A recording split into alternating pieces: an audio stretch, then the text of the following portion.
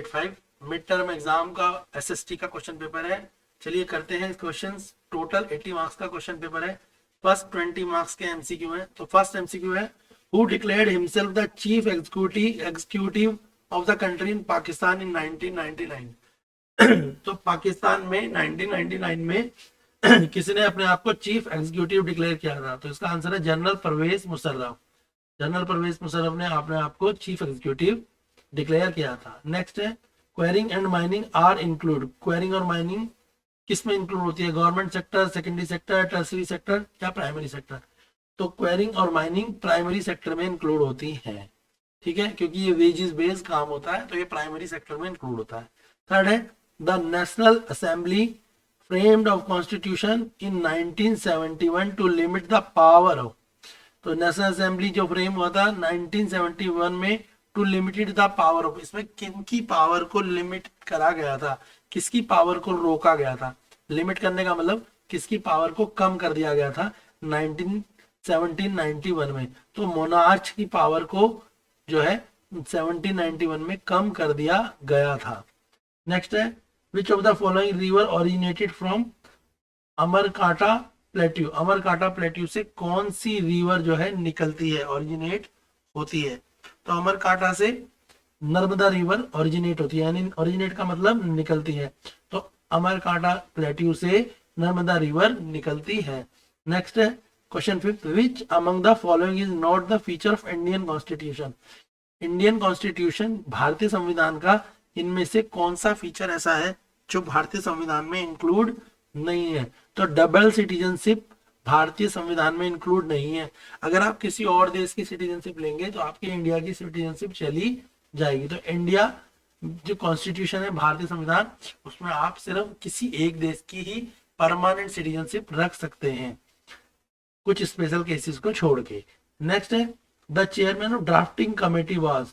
जब भारत का संविधान बना था तो उसके चेयरमैन कौन थे? तो जो संविधान बनाया गया था भारत का, उसमें उस समय के जो चेयरमैन थे, जो हेड थे कॉन्स्टिट्यूशन बनाने के लिए, वो डॉक्टर बी.आर. अम्बेडकर थे, जिन्होंने भारतीय संविधान को बनाने में अपना अच्छा रोल प्ले किया था। नेक्स्ट है, द लैटिट्यूड एक्सटेंड इन्फ्लुएंस। तो जो लैटिट्यूडनल एक्सटेंट है वो कहाँ, किस चीज को प्रभाव डालता है, किस चीज को इन्फ्लुएंस डालता है? तो duration of day and time, day और रात, दिन और रात, लंबा या छोटा। जैसे कि विंटर्स में डे बड़ा, डे क्या होता है विंटर्स में, छोटा होता है और नाइट बड़ी होती है, और गर्मियों में दिन बड़ा होता है और रात छोटी होती है। तो ये दोनों चीजें किस पे डिपेंड करती है? ये लैटिट्यूडनल एक्सटेंट पे डिपेंड करती है। लैटिट्यूडनल एक्सटेंट के कारण ही गर्मियों में दिन बड़े होते हैं और सर्दियों में रात बड़ी होती है। नेक्स्ट देखेंगे क्वेश्चन नंबर 8। क्वेश्चन नंबर आप 8 देखिए एमसीक्यू का। तो क्वेश्चन नंबर 8, ठीक है, क्वेश्चन नंबर 8 है, which of the following is the most recent landform. अभी सबसे नया रिसेंट लैंडफॉर्म जो है कहाँ पे हुआ था या कौन सा हुआ था? विच of the following is the most recent landform. तो मोस्ट रिसेंट लैंडफॉर्म जो है नॉर्दर्न प्लेन में हुआ था। नेक्स्ट है, both the latitude and longitude extend in India mainland about 30 degree, but the looking at the map of India which is following the alternative do you observe about the Indian side। जब हमने India का latitude और longitude देखा 30 degree पे, तो उसके बाद हमारे को उसमें कौन से अल्टरनेट देखने को मिले? तो उसमें हमें मिला east and west extend appear to smaller than the north and south. हमें ईस्ट और वेस्ट जो है छोटा दिखाई देने लगा नॉर्थ और साउथ की तुलना में। नॉर्थ साउथ बड़ा हो गया और ईस्ट और वेस्ट जो है वो हमारे को छोटा दिखाई देने लगा। नेक्स्ट है, the scheme for establishment of residential school to impart education to talented children from the rural। एक स्कीम लाई गई कि रूरल एरिया में जो पढ़ने वाले बच्चे हैं, रूरल एरिया यानी गांव देहात के एरिया में या ग्रामीण एरिया में या छोटी सिटी में जो टैलेंटेड बच्चे हैं, मतलब जो इंटेलिजेंट या होशियार बच्चे हैं, उनके लिए कौन सी स्कीम को लाया गया, यानी कौन, ठीक है। तो ये बोला गया है किनके लिए? टैलेंटेड बच्चों के लिए। तो जो टैलेंटेड बच्चों के लिए लाए गए वो नवोदय विद्यालय लाए गए। एक होते हैं केंद्रीय विद्यालय जो सेंट्रल स्कूल बना था, एक होते हैं नवोदय विद्यालय। तो नवोदय विद्यालय गवर्नमेंट विद्यालय होते हैं या गवर्नमेंट स्कूल होते हैं, मगर इन स्कूलों में ज्यादातर इंटेलिजेंट बच्चों का एडमिशन दिया जाता है जिनमें कुछ एक अलग स्किल होती है, ताकि वो देश में कुछ देश के लिए बड़ा कर सके और अपने जीवन को भी अच्छा बना सके। तो इनके लिए एक डिफरेंट काइंड ऑफ स्कूलों को बनाने की स्कीम लाई गई और उन स्कूलों का नाम था नवोदय विद्यालय। नेक्स्ट है 11, the poverty line is estimated periodically by conducting sample survey. Who conducted these survey? Poverty line में जो है पीरियोडिकली क्या करा गया, जो गरीबी रेखा होती है उसके लिए रेगुलर सर्वे किए जाते हैं। हु कंडक्ट दिस सर्वे, यानी अब देश में कितने लोग गरीब हैं या कितने लोग गरीबी रेखा से बाहर निकल गए या गरीबी रेखा के नीचे आ गए, उसके लिए हर 5 साल में या 10 साल में सर्वे कराया जाता है कि देश की इकोनॉमिक कंडीशन कैसी है और गरीब लोग अब देश में कितने बचे हैं। तो वो सर्वे को कौन करता है, क्वेश्चन में ये पूछा गया है कि उस सर्वे को कौन करता है। तो उस सर्वे को करता है एनएसएसओ। एनएसएसओ एक ऐसी आप कह सकते हो ऑर्गेनाइजेशन होती है जो बताती है कि देश में अब कितने लोग गरीबी रेखा से नीचे हैं और कितने लोग गरीब हैं। इसके बाद देखिए ये आपका सेक्शन बी है, इसमें आपके शॉर्ट क्वेश्चन है, फिर सेक्शन सी है, उसके बाद सेक्शन डी के बाद सेक्शन ई में आपको केस बेस्ड क्वेश्चन है और सेक्शन ई के बाद इसमें आपके कुछ पैसेज बेस्ड क्वेश्चन है और लास्ट में आपके मैप भी है। तो आपको मैप वगैरह सब कुछ कंप्लीट करने हैं। चलिए हम आगे अपने क्वेश्चन करते हैं। तो हमने क्वेश्चन कहाँ तक कर लिए थे, हमने क्वेश्चन 11 तक कर लिए थे। क्वेश्चन 12 है असर्शन रीजन। 12 में बोला है the quality of the population depend upon the literacy rate, health of the person, life expectancy and skill formation acquired by the people of the country. तो बोला है जो पॉपुलेशन की क्वालिटी होती है, मतलब देश की जनता कैसी है, वो डिपेंड करता है वहाँ की लिटरेसी रेट, कितने लोग पढ़े लिखे हैं, उनकी हेल्थ कैसी है, वो कितने साल तक जीवित रह सकते हैं, उनकी लाइफ स्पैन कितना है और उनके पास कैसी है, क्या ये सब चीजों पे किसी पॉपुलेशन की क्वालिटी ऑफ पॉपुलेशन डिपेंड करती है। तो ये असर्शन ट्रू है आपका। रीजन है the quality of the population decide the growth rate of country leading the grow of society. Yes, जो सोसाइटी मतलब देश में रहने वाले लोग का स्टैंडर्ड कितना ग्रो कर रहा है ये उस पर डिपेंड करता है। तो इसका रीजन भी ट्रू है, असर्शन रीजन दोनों ट्रू होने के कारण इसका आंसर आएगा option A. Next 13, Mahatma Gandhi was not the member of the constitution assembly yet his vision is the incorporate in the constitution. बोला है जो महात्मा गांधी थे वो मेंबर नहीं थे कॉन्स्टिट्यूशन असेंबली के, मगर उनकी बातों को ध्यान में रख के ही कॉन्स्टिट्यूशन को बनाया गया। तो ये ट्रू है, इसका असर्शन ट्रू है आपका। रीजन है there was many member in the assembly who follow the vision. Yes, क्योंकि बहुत सारे लोग जो है महात्मा गांधी की बातों को क्या सोचते थे कि उनकी बातें जो है कॉन्स्टिट्यूशन में अप्लाई होनी चाहिए, या यूं कह सकते हो कि बहुत सारे लोग महात्मा गांधी को फॉलो करते थे, इसलिए इसके कारण रीजन भी ट्रू है। असर्शन रीजन दोनों ट्रू होने के कारण इसका ऑप्शन भी ए होगा 13 का। 14 है इन मैक्सिको एवरी इलेक्शन वाज वोन बाय पीआरआई। क्या मैक्सिमम में सारे इलेक्शन पीआरआई ने जीते थे? ट्रू। तो इसका असर्शन ट्रू है। मैक्सिको में पीआरआई एक ऑर्गेनाइजेशन है, जैसे भारत में भारतीय जनता पार्टी और कांग्रेस है, वैसे ही मैक्सिको में भी एक पीआरआई एक पार्टी है, पर उसने सारे ही इलेक्शन जीते थे। PRI manage to win every election mainly through the fair means. और उसके बाद बोला है कि रीजन में कि पीआरआई सारे इलेक्शन ईमानदारी से जीतती थी, तो ये फॉल्स है। पीआरआई इलेक्शनों में घपला करती थी और घपले से जीतती थी, तो इसका असर्शन तो ट्रू है, रीजन फॉल्स है, जिसके कारण जो क्वेश्चन 14 है उसका आंसर होगा ऑप्शन सी। इसका आंसर हो जाएगा ऑप्शन सी। क्वेश्चन नंबर 15 का असर्शन है hilly region has rugged terrain in the contrast with the plain. तो इसका असर्शन ट्रू है और रीजन है इसका this area has mountain and valley which make the terrain rugged.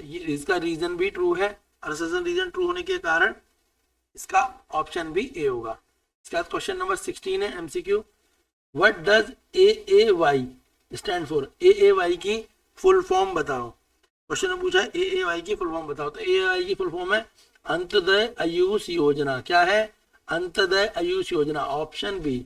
Antyodaya Ayush योजना फुल फॉर्म है एएवाई की।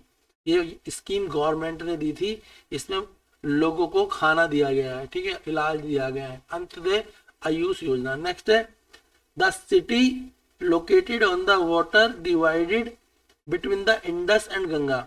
कौन सी सिटी है जिन्होंने इंडस और गंगा रिवर के सिस्टम को डिवाइड किया और वहां पे लोकेटेड हुई। तो इसका आंसर है आपका ऑप्शन डी, चंडीगढ़। तो Chandigarh is a city located on the water divide between Indus और गंगा। जिसने इंडस और गंगा के बीच में पानी को बांटा है वो सिटी है चंडीगढ़। 17 का आंसर है ऑप्शन डी। इसके बाद 18 है, what is the aim of the mid day meal. Mid day meal का उद्देश्य क्या है? मिड डे मील स्कूलों में एक स्कीम होती है, सरकारी स्कूलों में, जहां बच्चों के लिए खाना दिया जाता है। तो वो खाना देने का क्या कारण है स्कूलों में? इनकरेज द चिल्ड्रन डिटेंशन, ताकि बच्चे ज्यादा से ज्यादा स्कूल आए। इनकरेज अटेंशन, बच्चे रोज स्कूल आके अटेंडेंस बढ़ाए। इंप्रूव द न्यूट्रिशन स्टेटस, और बच्चों को खाना खिला के उनके स्वास्थ्य को ठीक रखा जाए। तो इसका आंसर होगा option D, all of above, यानी तीनों चीजें। बच्चों को, चिल्ड्रन को रिटेंशन देना, उनको अटेंडेंस करवाना और उनकी न्यूट्रिशन वैल्यू को बढ़ाना। तो इसका आंसर होगा ऑप्शन डी। क्वेश्चन 19 है, the status of activity citizen was given to हुम।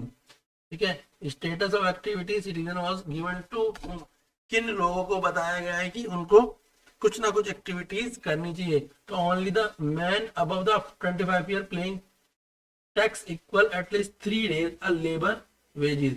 तो इसका आंसर होगा ऑप्शन डी, 25 ईयर से ऊपर वाले। नेक्स्ट है 20 फिलिप्स है, इससे रिवर और बेसिन एरिया। ताप्ती का दिया हुआ है मध्य प्रदेश, गुजरात और महाराष्ट्र। और कावेरी बेसिन में बताओ कौन सा एरिया आता है। तो जो कावेरी बेसिन में एरिया आता है वो आता है कर्नाटका, केरला और तमिलनाडु। तो कर्नाटका, केरला और Tamil Nadu is the basin area of Kaveri river. अब हम सेक्शन बी करते हैं। सेक्शन बी में फर्स्ट क्वेश्चन है, mention the two point of difference between Himalaya river and peninsular river. Himalaya river और पेंसुलर रिवर के बीच में दो अंतर बताओ, हिमालय रिवर और पेंसुलर रिवर के बीच में। तो डिफरेंस देखिए, हिमालय रिवर और पेंसुलर रिवर के बीच में डिफरेंस दो पूछे, आप 2, 3, 4 लिख सकते हैं। पहला, origin of water. Himalaya river में पानी आता है melting the glacier and snow. जब ग्लेशियर और स्नो पिघल जाते हैं तो हिमालय रिवर में पानी आता है। और पेंसुलर रिवर में पानी आता है rainfall around the ground water recharge. जब बारिश होती है तो पेंसुलर रिवर में पानी आता है। हिमालय रिवर क्या है? Young and energetic. Himalaya river young है और इसमें पानी का बहाव बहुत तेज है। पेंसुलर रिवर ओल्ड है, पुरानी है, और इसमें पानी का बहाव मॉडरेट है, यानी हिमालय रिवर से कम होता है। Course of river, short and steep. Himalaya river जो है थोड़ी सी छोटी है और पेंसुलर रिवर लॉन्ग और वाइड है। ये छोटी और पतली होती है, ये लॉन्ग और वाइड होती है। उसके बाद अगर आप बोले एग्जाम्पल, तो हिमालय रिवर का एग्जाम्पल आप गंगा लिख सकते हैं और पेंसुलर रिवर का एग्जाम्पल आप गोदावरी लिख सकते हैं। नेक्स्ट क्वेश्चन करते हैं, क्वेश्चन नंबर 22। सेक्शन बी का क्वेश्चन 22 है। क्वेश्चन 22 में पूछा है आपसे, give two argument in favour of democracy. Democracy के बारे में आप दो बातें बताएं। बोला है कि डेमोक्रेसी के बारे में आप दो आर्ग्यूमेंट या आपने दो विचार दे। तो आप बोल सकते हैं democratic government is better government. Democratic government अच्छी गवर्नमेंट होती है because it is a more accountable form of government. क्योंकि हम जो डेमोक्रेटिक गवर्नमेंट होगी, जो जनता के द्वारा चुनी हुई सरकार होगी, हम उस सरकार से सवाल जवाब कर सकते हैं। दूसरा, डेमोक्रेटिक गवर्नमेंट जो होती है इंप्रूव करती है क्वालिटी ऑफ डिसीजन मेकिंग। वो टाइम के हिसाब से डिसीजन लेती रहती है ताकि देश का और देश की पब्लिक का भला हो सके। नेक्स्ट बोल सकते हैं हम, democratic government provide the method to deal with different and conflict. अगर किसी देश के साथ कोई मतभेद हो चुका है, झगड़ा हो चुका है, तो उसको सॉल्व करने का भी जो कैपेबिलिटी होती है वो डेमोक्रेटिक गवर्नमेंट में ज्यादा होती है। फोर्थ है, डेमोक्रेटिक गवर्नमेंट इनहांस करती है dignity of citizen. Democratic government अपने देश के नागरिकों की डिग्निटी, यानी उनका जो विचार है, उनकी जो राइट्स हैं, उनको क्या करती है? प्रोटेक्शन देती है और उनको सम्मान देती है। तो डेमोक्रेटिक गवर्नमेंट में जो सिटीजन्स होते हैं उनको क्या है? सरकार के द्वारा सम्मान दिया जाता है, रिस्पेक्ट दी जाती है, इवन उनके राइट उन्हें दिए जाते हैं और उन्हें फ्रीडम भी दिया जाता है as compare to monarchy government. Next question करते हैं हम, क्वेश्चन नंबर 23। नेक्स्ट क्वेश्चन है आपका, how were the British policy responsible for increasing poverty in India. Bharat में गरीबी को बढ़ाने के पीछे ब्रिटिश पॉलिसीज कैसे रिस्पॉन्सिबल है? आपको पता है ब्रिटिश सरकार 1947 से पहले हमारे देश में अंग्रेजों का कब्जा था। अब ब्रिटिश सरकार को ही हम कॉलोनियल गवर्नमेंट भी बोलते हैं। इनका दूसरा नाम क्या होता है? Colonial government. तो ब्रिटिश गवर्नमेंट को ही कॉलोनियल गवर्नमेंट बोला जाता है। तो कॉलोनियल यहाँ पे लिख सकते हैं the policy of colonial government या द पॉलिसी ऑफ ब्रिटिश, कुछ भी लिख सकते हैं। ठीक है, तो the policy of colonial government क्या थी? रूइन द ट्रेडिशनल ऑफ हैंडीक्राफ्ट। इन्होंने क्या करा? हमारे देश का जो हैंडीक्राफ्ट था उसको खत्म कर दिया। तो British government रूइन the tradition of handicraft and discourage the development of industrial like textile. और जो इंडिया में टेक्सटाइल थी उनको खत्म करने के लिए भी इन्होंने साजिश करी। एक तो भारत का हैंडीक्राफ्ट को समाप्त करा और भारत का जो टेक्सटाइल था उसको भी खराब कर दिया। दूसरा, the low rate of growth persistence until the 19, और जो देश की ग्रोथ होनी थी 19th सेंचुरी तक वो बहुत धीरे धीरे करी, जिसके कारण क्या हुआ? The result in less job opportunity. लोगों को कम नौकरियां मिली, low growth of rate of income, और लोगों की इनकम भी कम हुई। तो क्या क्या काम करा? एक तो भारत का हैंडीक्राफ्ट खत्म कर दिया, जिसके कारण क्या हुआ? टेक्सटाइल की इंडस्ट्रियां कम हो गई और बंद हो गई। दूसरा, लो रेट ऑफ ग्रोथ रखी 19th सेंचुरी तक, जिसके कारण लोगों को कम जॉब मिली और लोगों के पास जॉब अपॉर्चुनिटी कम होने के कारण उनकी इनकम भी कम रही, जिसके कारण देश में गरीबी बढ़ती रही। तो इस तरीके की जो ब्रिटिश सरकार ने कुछ साजिशें करी जिसके कारण भारत में गरीबी बढ़ती चली गई। क्वेश्चन नंबर 24 में बोला है, पूछा है आपसे 24 नंबर क्वेश्चन जो है तो पूछा है आपसे, why is monsoon consider unifying bond.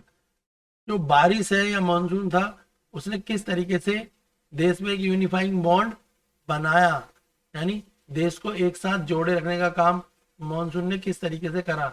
Monsoon ने देश को यूनिफाइड बॉन्ड कैसे बनाया? तो फर्स्ट है, the water from the monsoon fill up the river. जो बारिश होती थी उससे रिवर में पानी भर जाता था, which are used by the human और एनिमल फॉर डिफरेंट पर्पस। जिसे ह्यूमन और एनिमल अलग अलग पर्पस से यूज करते थे। जैसे ह्यूमन उससे अपनी प्यास बुझाते थे, अपनी खेती करने में काम आता था। एनिमल्स भी अपनी प्यास बुझाते थे, फूड बनाने में काम आता था।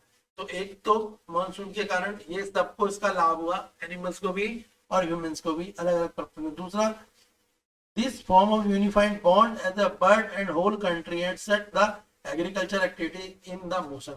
और जिस कारण से बाइंड हुआ, जिस कारण से ये जो बारिश का पानी था वो बाइंड कर गया पूरे देश को, और पूरे देश की जो एग्रीकल्चर एक्टिविटी थी वो अच्छे तरीके से होने लगी। तो यानी देश में खेती जो है वो अच्छे तरीके से होने लगी। क्लियर है?